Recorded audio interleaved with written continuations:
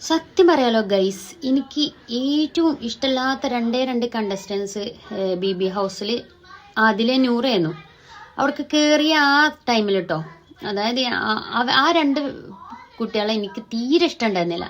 ഈ പുറത്തുനിന്ന് ഇപ്പോൾ ഓരോ ഇങ്ങനെ ഈ ലെസ്ബിയൻ ആണല്ലോ, അപ്പം അവർ ഇവിടെ ഇൻ്റർവ്യൂ ചെയ്തിട്ട് അവരുടെ ഫാദറിനെയും മദറിനെയും ഒക്കെ ഇങ്ങനെ ഈ കുറ്റം പറഞ്ഞിട്ടും അതേപോലെ അതൊക്കെ ആക്കിയപ്പോൾ എനിക്ക് ഭയങ്കര ആക്സെപ്റ്റ് ചെയ്യാൻ പറ്റിയിട്ടുണ്ടെന്നില്ല ആ കുട്ടികളെ.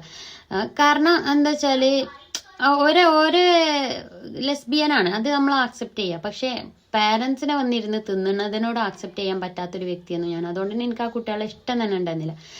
പക്ഷെ BB ഹൗസിൽക്ക് കയറി കുറച്ച് ദിവസം കഴിഞ്ഞപ്പോൾ തന്നെ എനിക്ക് ആ കുട്ടികളെ ഭയങ്കര ഇഷ്ടമായിട്ടോ. കാരണം ഒരാളെടുത്തും വേണ്ടാത്ത രീതിക്ക് സംസാരിക്കാനോ അല്ലെങ്കിൽ വേണ്ടാത്ത രീതിയിൽ വെറുതെ അങ്ങോട്ട് ചെന്നിട്ട് എന്തെങ്കിലും പ്രശ്നം സൃഷ്ടിക്കാനോ അവർ നിന്നിട്ടില്ല. അല്ലേ, പുറത്ത് നിന്ന് നെഗറ്റീവ്നെസ്സിൽ കയറി അകത്ത് കയറി BB ഹൗസിലേക്ക് കയറി പോസിറ്റീവായിട്ട് ഇറങ്ങിയ രണ്ട് കുട്ടികളുണ്ടെന്നുണ്ടെങ്കിൽ അത് ആദിലെ നൂറയാണ് കേട്ടോ. എക്സ്പെഷ്യലി നൂറ എനിക്ക് ഭയങ്കര ഇഷ്ടപ്പെട്ട കുട്ടികളാണ്. ഇപ്പോഴത്തെ സിറ്റുവേഷനിൽ എനിക്ക് ആ കുട്ടികളെ നല്ല ഇഷ്ടമാണ്.